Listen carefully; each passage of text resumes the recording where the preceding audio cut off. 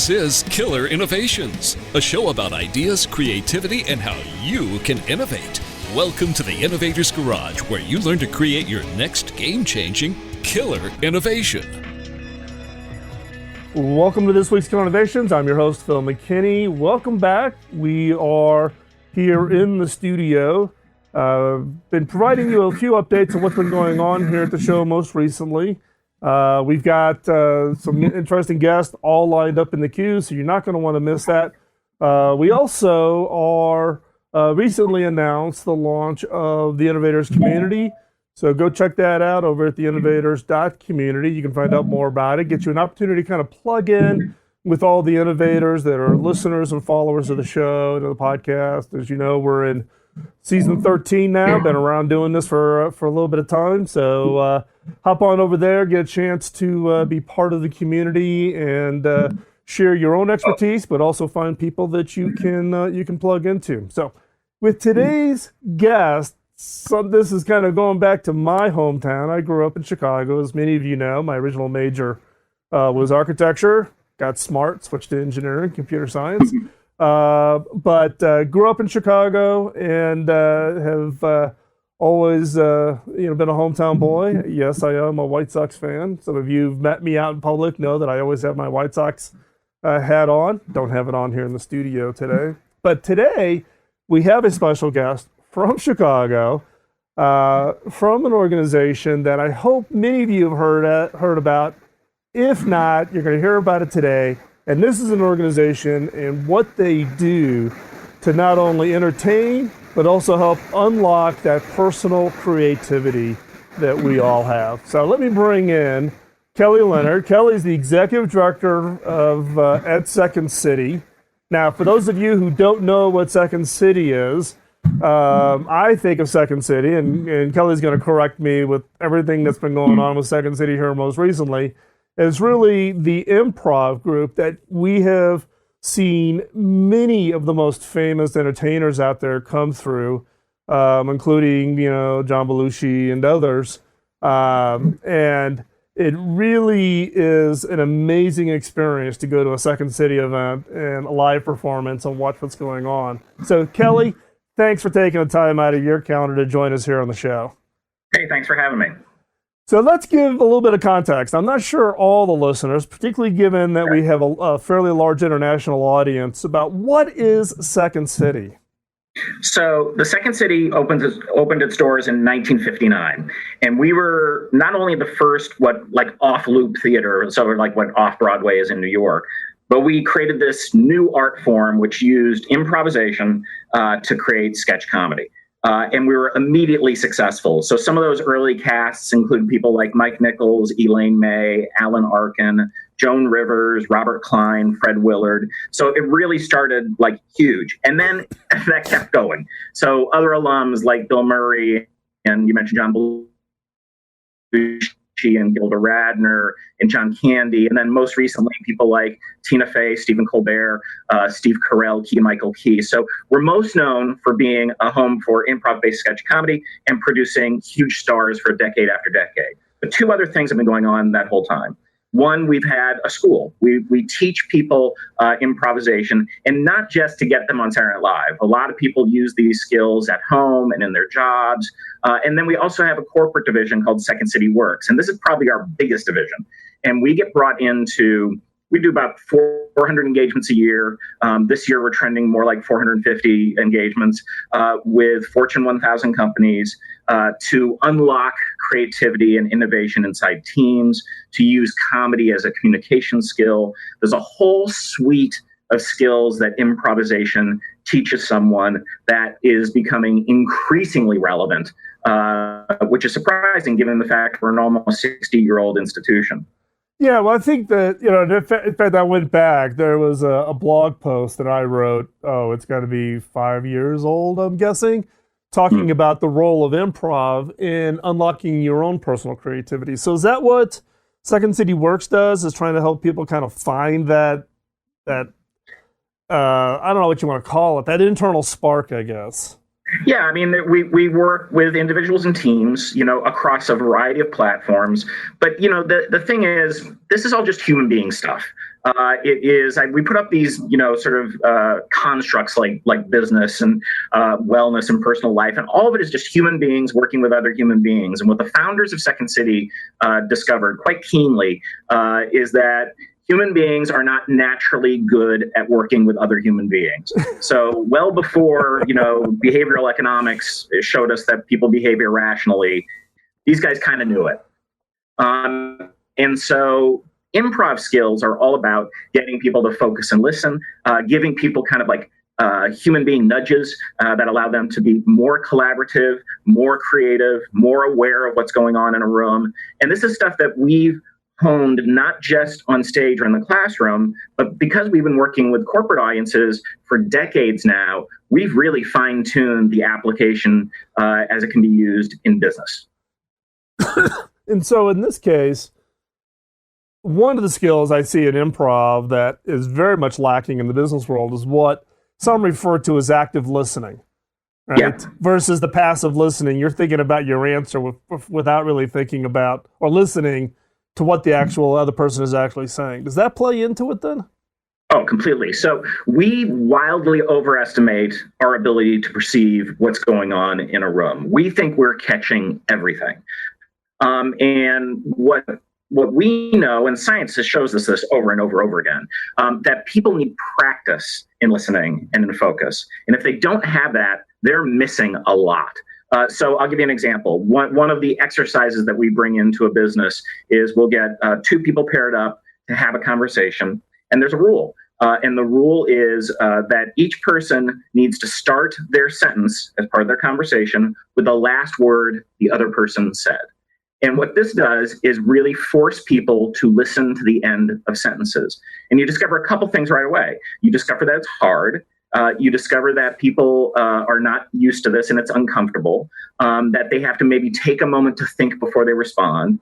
And then as we unpack the exercise the first time we do it, we say, yeah, well, this is the problem is you're usually stopping to listen about halfway through in order to think of the thing that you want to say. And when we're improvising on a stage, making something of this, you can't afford to listen to the end of someone. There might be crucial information coming at you. It is no different in life, and it is no different in business. And this exercise really brings that to home for our participants.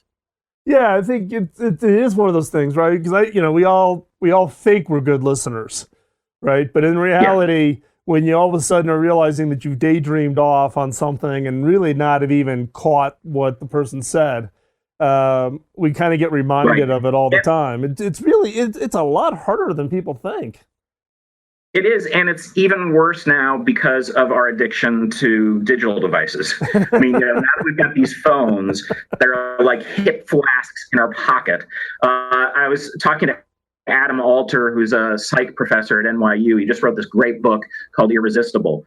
And his research shows that simply having a phone on a desk, even if it's upside down, not facing up, limits our ability to communicate.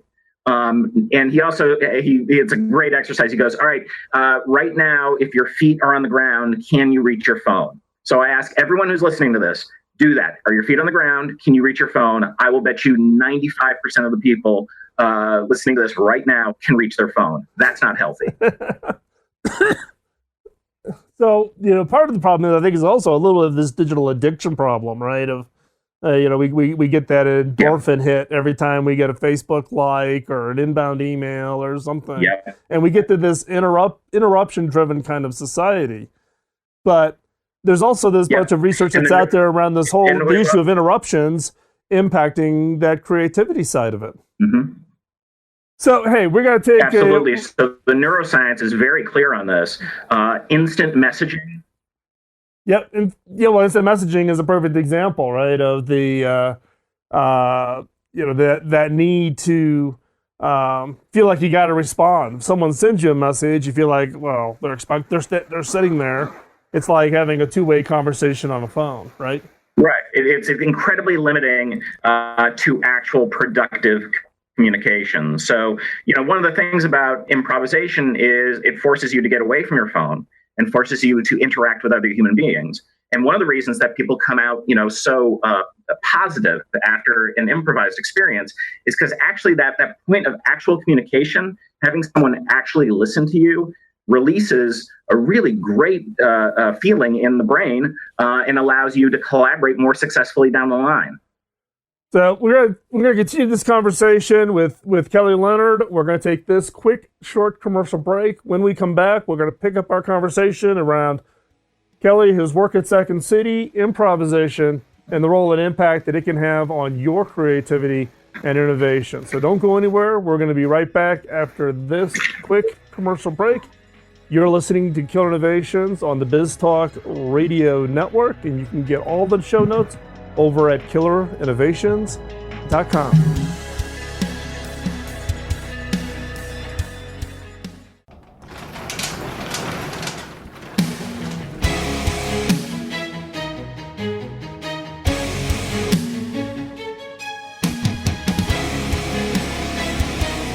This is Killer Innovations, a show about ideas, creativity, and how you can innovate.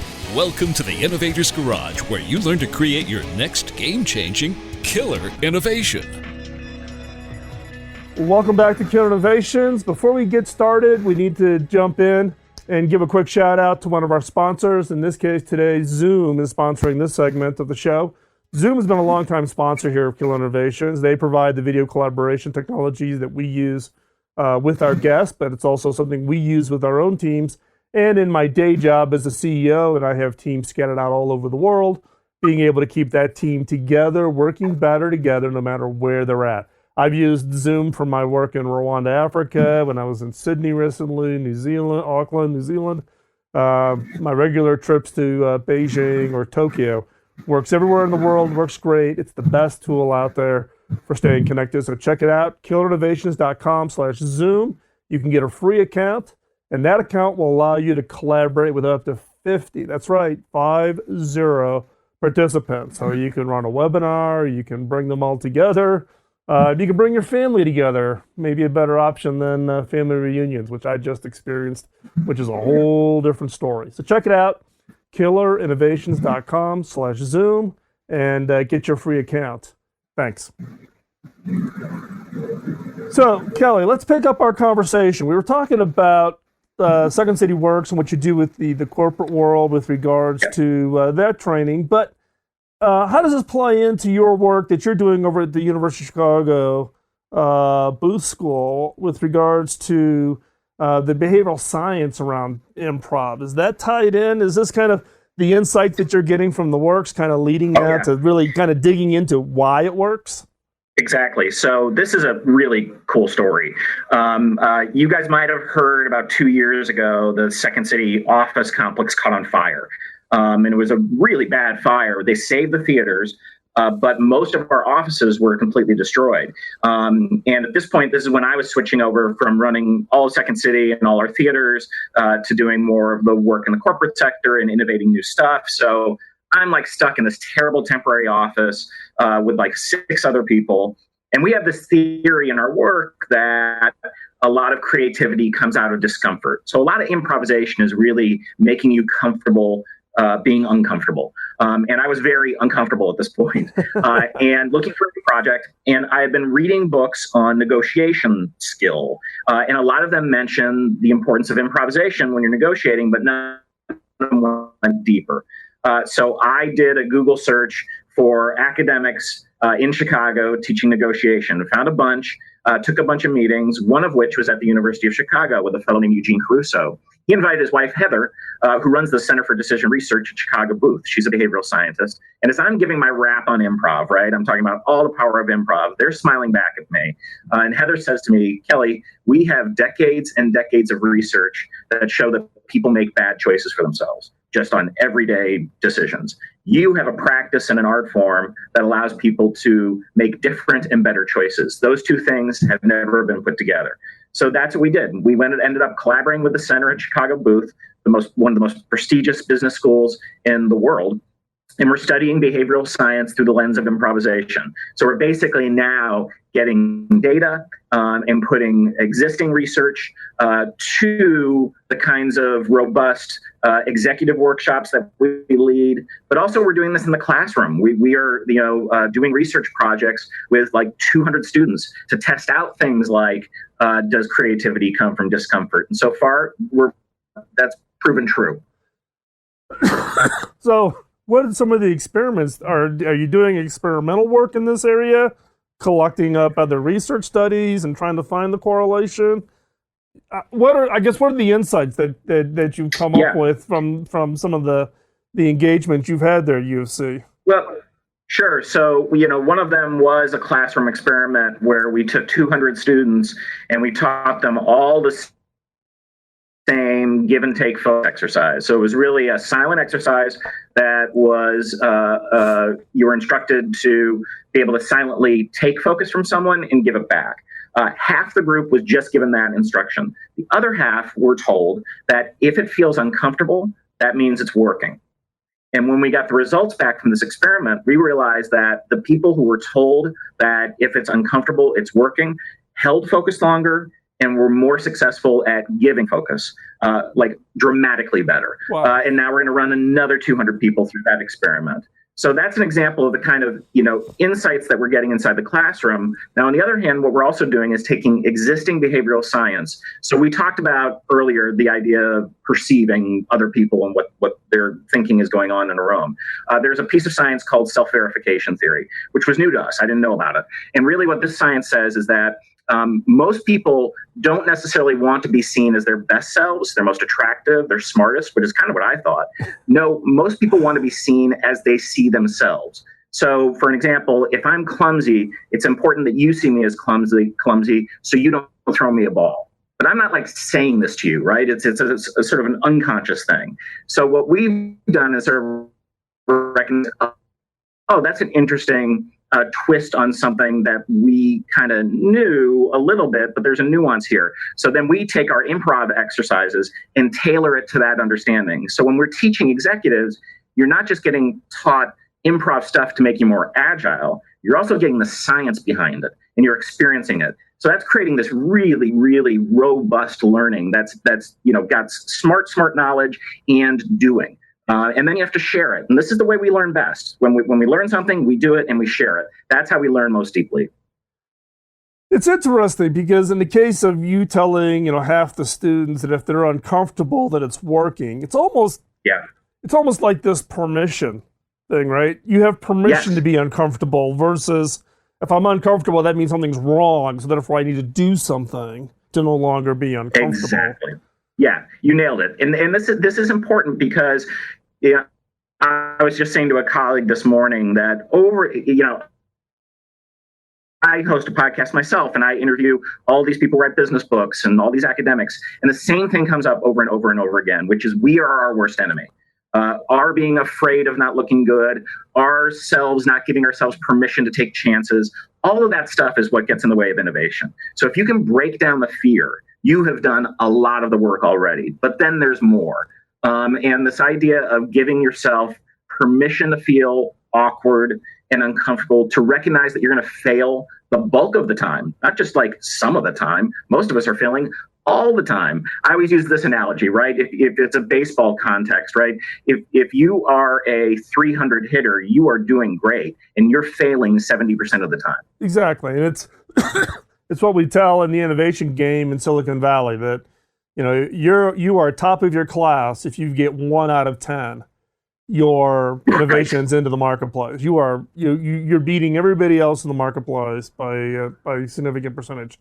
So we're going to step away. We're going to take another quick commercial break. When we come back, we're going to pick up our conversation here with Kelly Leonard from Second City, learn more about what that role of improv is. And I've asked Kelly to kind of prepare for that last segment where he's going to share a couple of things that you can actually apply today in your day-to-day work in improving your own ability to be more creative, more confident, and more willing to take risks. So don't go anywhere. We'll be right back after this quick commercial break. You're listening to Killer Innovations.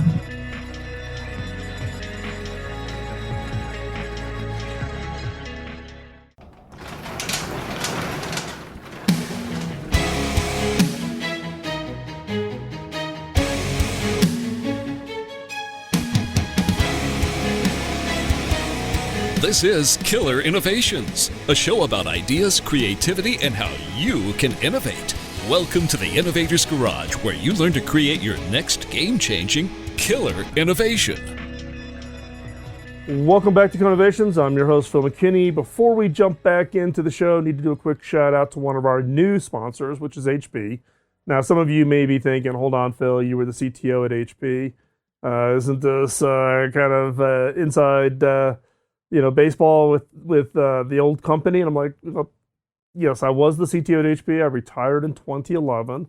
But the partnership with HP is more than just about a normal sponsorship. It's about their support for the role that we're doing with Hacking Autism. Now, I started Hacking Autism when I was actually at HP. It was a corporate program, and then they encouraged me actually to take it outside and take it with me. And Hacking Autism is a program whereby we work on technologies for those on the autism spectrum, but we also look at employment opportunities. Those that have an autism diagnosis have an 81% unemployment rate. And I'm a big believer that you actually, when you're hiring process, you should look for neurodiversity. People look at opportunities and look at problems differently than you and the rest of your organization do. And so therefore, it actually creates a real spark to your innovation and creativity opportunities within your organization. So HP is sponsoring, and the money that they fund for that sponsorship actually frees up the dollars that we can apply to the nonprofit activities. So that is the motivator. But at the same time, HP does do great products. We're using, for instance, the new Z2 workstations to run the show. We have a new HP Slice here that we're actually running all of the Zoom collaboration on. And I am the proud owner of an EliteBook 360 laptop. Love it. So go check it out, killerinnovations.com/HP. You can see all the technologies that we are using now here in the studio from HP. And you can also see about opportunities to get some good deals. So again, killerinnovations.com/HP. And with that, let's continue on in our conversation with Kelly Leonard, Executive Director over at Second City. Now, Kelly, as we were talking earlier, you've got Second City Works. You work with a lot of clients. I do work with a lot of clients, do a lot of coaching and mentoring, and I run this thing called an Innovation Bootcamp course. But it's always fun when you engage with these clients because you always get little different insights, little different set of stories. So share some of the stories from Second City Works and some of the interesting clients that you guys have been able to take what you do at Second City and apply it to the business world. Sure. Well, we're both baseball fans. You know, you're a White Sox fan. I'm a Cubs fan. We're not going to get into that. But a couple of decades ago, we got a call from Major League Baseball. And they have a program that they'd run for years with high potential rookies. And what was happening is they bring in psychologists to kind of talk to the rookies and put them through some sessions. And at this point, the rookies were not responding. They were not relating. There was a lot of, multiculturalism at work here. And they just weren't responding to these sort of like 50-year-old white guys in suits. And they said, you guys do some of this kind of work. And so we came in to work with all these high potential rookies on things like, how do you have a conversation with the press? How do you deal with relatives who want money? What are ways you can use improvisation to kind of pivot and be a better teammate? And we've done this now for decades. So, and it's great fun. You also get to work with these guys who then become superstars. So it's interesting because you don't think about it being applied. You think about it from the standpoint of innovation and creativity and having it applied along those lines. You don't think about it being applied to dealing with family members who are asking you for money. Oh, absolutely. Well, this is the problem, right? I mean, we talked earlier about discomfort, right? That's an uncomfortable conversation, very which uncomfortable. You can immediately relate to. Yeah, very uncomfortable. So, what you want to do is give these individuals, and this is what we do in our work, a sense of agency, that they have some power in the situation, but that sometimes it's not just a no, sometimes it's a workaround. You've got to have the skill and ability to hear what's really being asked of you. Because here's the other thing, that people don't always come on straight away and say, hey, can you give me money? They're going to find ways of talking around that. You need to have the skills to be able to deflect that. So it's not, Second City, most of our work is very pro-social, very positive, but also some of it is about getting out of these really sort of corners that we get backed into. When you're in a bad improv scene, right, the thing you need to do is to find a way to get out of it. And believe me, we've been through a lot of bad improv scenes. Well, that's a good point. It's a good way to, I guess, position it, right? Is how do you get out of it? So, what are some other examples of where improv work gets applied Sure. into the corporate world, business world? So here's a bad improv scene that we were a part of. We got a call in the box office from a concierge at the Four Seasons saying that a celebrity guest who wanted to come to the show, and the person who took the phone call didn't follow protocol, put them in, the sort of side theater. And had we known that the opera diva Renee Fleming was coming to the show, we would not have put her in the production that was illegally sampling her voice. So Renee sits through an entire show where we're illegally using her material. But who knew? This opera diva is a bit of an improviser herself. And we met the next day, and she said, this actually sparked an idea because part of my job, and she was a consultant at Lyric Opera here in Chicago, part of her job was to find younger audiences and find new collaborations. And so we embarked on this multi-year relationship with Lyric Opera where, yes, we created a theatrical production together, which was totally cool. But what we also did was we started training young opera performers. We created videos for Lyric Opera to then reach out to find new audiences. So we really became embedded with them culturally because we needed to create this show together, but also as a business, sort of saying, look, you are an old business that's very different from ours, but you need the same things that we bring in, which is ways to reach and communicate with new audiences, ways to co-create with those audiences. So this has been a fantastic relationship that's developed over years that all started with a bad mistake. Well, that's the funny part, right? So here it was. Someone in your box office mishandles the inbound from the concierge, and it turns into this unbelievable long-term collaboration. Quite funny. So in general, can you summarize just some of the findings? Probably the common couple that you see with corporations that you run into. It sounds like the comfort thing is a common theme for what you come across, which holds people back. Yeah. So, people aren't listening. So we find that out. Also, people are prone to say no all the time. So we have to kind of teach them to not do that. We find that people are risk adverse.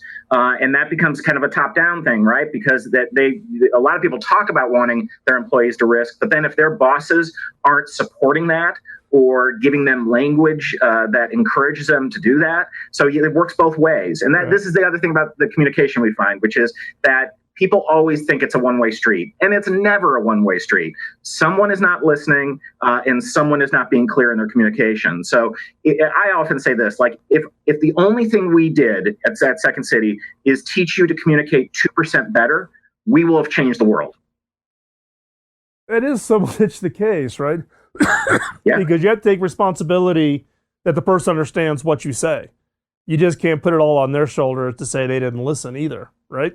Yeah, and that's the thing about being others focused. If you come from a place where your job is not to think of yourself, but think of the other person, you're going to be way better off. And while we say that, everything in ourselves, and the science shows us this, is built around thinking of ourselves. Our brains are wired to be concerned with our own well-being. I just spoke to a neuroscientist who said, we've been running from lions and tigers a lot longer than we've been running to get to the bus.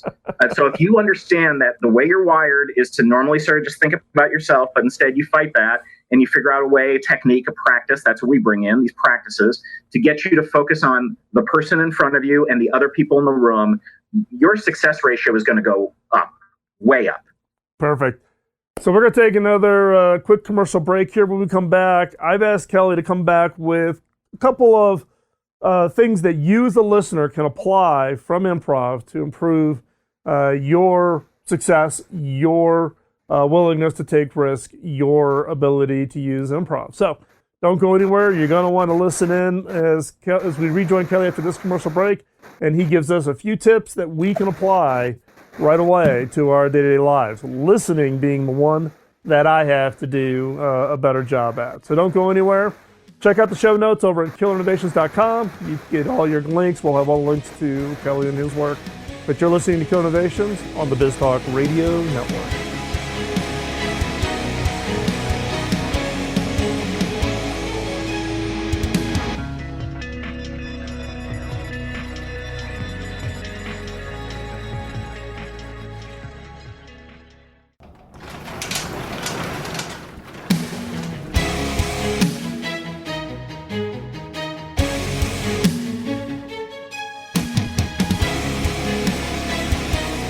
This is Killer Innovations, a show about ideas, creativity, and how you can innovate. Welcome to the Innovator's Garage, where you learn to create your next game-changing killer innovation. Welcome back to Killer Innovations. I'm your host, Phil McKinney. We're continuing our conversation here with Kelly Leonard from Second City. So, Kelly, before we went to the break, I challenged you to come back with a couple of words of advice, sage perspective from what you've learned. So, have at it. What can we apply as listeners today from the work that you've been doing at Second City? So I got two for you. So the first is this idea of yes and. So in improvisation, what we've learned is the one way that you can absolutely not innovate is by saying no. So when you have a brainstorming meeting, your next meeting that you've got, the rule that you give everyone is that they can't, for the first, let's say 10 minutes. For the first 10 minutes, everyone has to say yes and to every idea in the room, which means they have to acknowledge that they've heard the idea, here's the yes, and they need to build on that idea, even if that idea seems crazy. Because I will tell you, in my nearly 30 years at Second City, and I've seen all the great comedy that's come on our stage, the absolute best material seemed insane when it first came up. And I will bet you that is true for most innovators in business as well. So that's the first one. I'm going to give you a second one. We talked about the listening and collaboration and all that. Here's a thing that you can do both at work and at home. So this is a parenting tip and a work tip. Is if you're having trouble communicating, you should play a game around a table called One Word Story. What you're doing is you're telling a story as a group, one word at a time.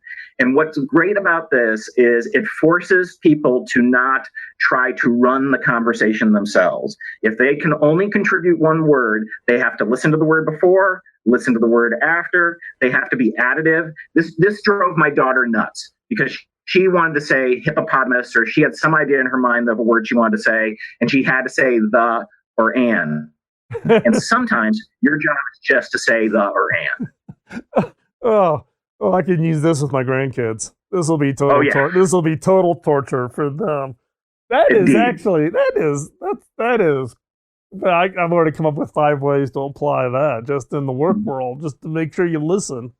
And you share the conversation. And you share the conversation, and you build the story. Whether you could use it as, I get called in a lot of time to do mission statements.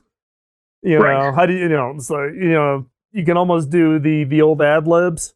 We are the best at underline, put an adjective in. Versus doing. Actually, this could be an interesting use of an exercise here that I haven't tried before. I got my value out of this already. Yeah. I know how I'm going to do my next session on helping someone create a mission statement using this approach. Hey, Kelly. If people want to follow what you and Second City Works are up to, where can they find information on you? So there's a bunch of places. Obviously, our website, secondcity.com. I'm on Twitter at KL Second City. You can find us on LinkedIn. We're on all the different social media. Definitely check it out, because as these insights start to arise from our partnership with Chicago Booth, a lot of client cases, and there's so much interesting work we're doing, like in the healthcare space. We work with tech that, at worst, you're going to be entertained. Well, and also, I would encourage you that if you have a chance and you want to go see a Second City production, take the time, go see it. You will absolutely have a blast. Hey, talk a little bit. We got another minute or two here. Talk real quick about your book, which is Yes and Lessons from the Second City. You came out in 2015, but boy, it's been getting a lot of press. Oh yeah, no, and it's still going. They're keeping it in hardcover. This is a thing I learned. If a business book is successful, they don't put it in paperback right away. So no, it's a great. It's our first time we've ever sort of put this stuff down on paper, and we tell a lot of the stories like I've told today. But also we have an appendix of a list of games that you can actually take into your business. Also, I just yesterday got a copy of our Chinese edition that just came out. It's very interesting. The first translation, which are not cultures you think of as very unhierarchical, right? Not a lot of yes and going on over there, but there appears to be an interest in the younger community in that. It's perfect. So, hey, Kelly, appreciate the time and on your busy schedule, and love your work. And we'll keep track and maybe come back in about when it's appropriate and give us a quick update on what you're doing in Second City. Thanks for having me. Thanks. So let's wrap up this show today. We are getting ready to head out on the road. We're going to be traveling here for another couple of weeks or so. As you know, if you've been following go back and listen to the show on Orphan Innovations with my grandson, who's been recently diagnosed with West syndrome, which is an orphan diagnosis. And I've had to learn about the orphan drug situation. So you can go back, listen to that show. Many of you have sent us emails on that. I greatly appreciate the support and the encouragement and ideas and links to other articles. So we actually will be in Florida. I will be doing the show from Florida. So don't worry. All the shows will be continuing from there. And we also just recently announced the Innovators community, so you can go to theinnovators.community. It's a Slack community with online video collaboration that allows you to connect with the community of innovators that are part of the network here. So you can connect with, for instance, John Osborne, who most recently was the Chief Innovation Officer at Kroger Foods, and Seth Taylor at Stoshin up in Salt Lake City, and Woody Woodruff, myself, Mark Vericcioni, Kim McNicholas, who's been on the show many, many times. So you can connect not only with us, but everybody else that's part of the community. It's a way to bring innovators together. Because look, we are a little bit of a weird community. We kind of get looked at maybe a little strangely within our organizations. So this is an opportunity for all of us to come together, support each other, share our advice and share our expertise, but also ask for advice and ask for expertise. So check it out, theinnovators.community. You can get all the information over there and join in. I am engaged on that every day, if not every hour. So it's a great opportunity, and it's the way for us to connect. So with that, we're going to wrap up today's show and check out all of the archive back to 2005. I'd also encourage you to go check out Kim McNicholas's show. It's now available pretty broadly. We've been ramping up its reach. She broadcasts over her radio shows over on KDOW in Silicon Valley. You don't want to miss it. Some great content on Kim's show, so find it over wherever you find your favorite podcast. And with that, thank you for taking the time out of your busy schedule. I know it takes few minutes to listen to this. Appreciate it. Give us your feedback. Bill@innovations.com. With that, we're going to talk to you next week. And don't let the innovation antibodies get you down.